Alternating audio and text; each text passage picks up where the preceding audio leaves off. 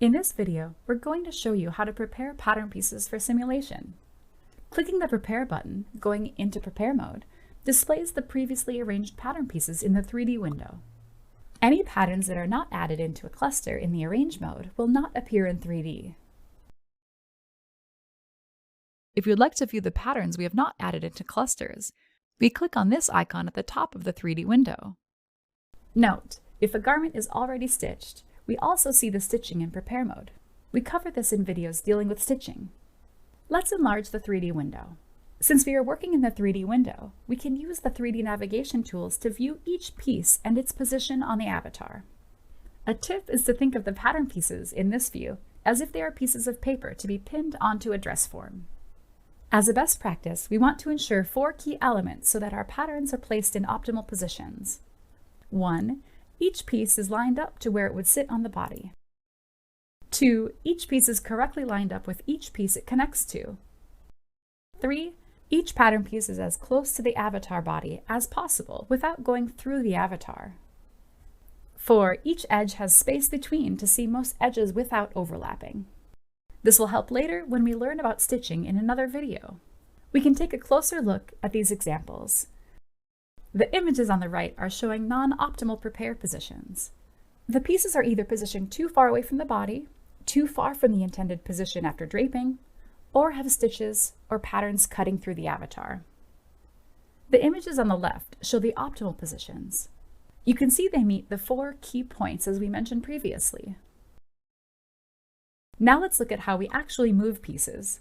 To do this, we choose the Select tool and then click the cluster we want to move. The object that appears on the Select cluster is the 3D gizmo. Each arrow and circle moves or rotates the pattern piece in the indicated direction.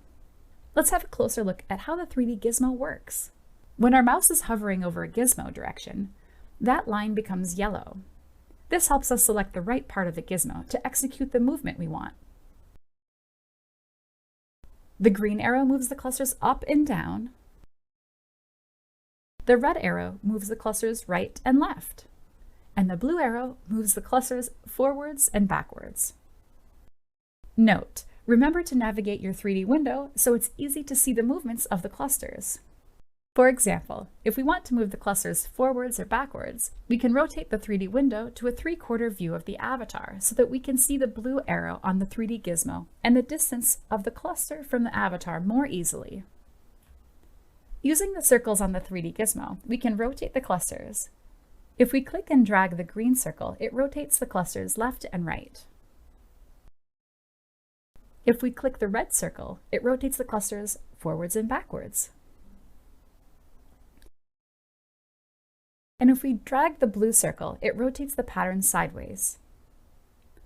For example, we can use the circle on the 3D gizmo to rotate the waistband to a more optimal position.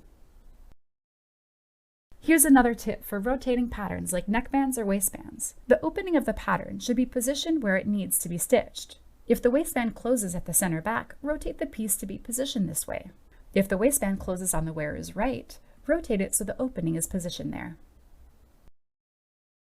At the end of each of the gizmo's directional arrows is a cube.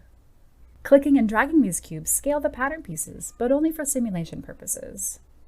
This means that even though the pattern is smaller or larger in the Prepare mode after scaling, the pattern measurements are not changed, and it will revert back to its original size when you dress the garment. In other words, if we use this tool to scale down, it would be like crumbling or squishing the paper pattern to start smaller in the simulation.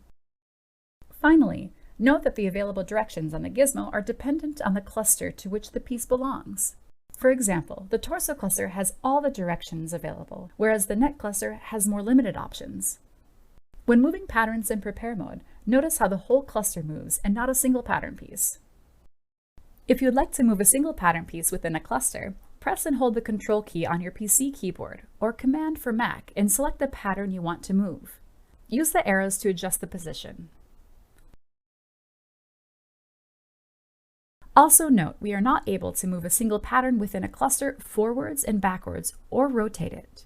This option will be covered in the Arrange Level 2 video.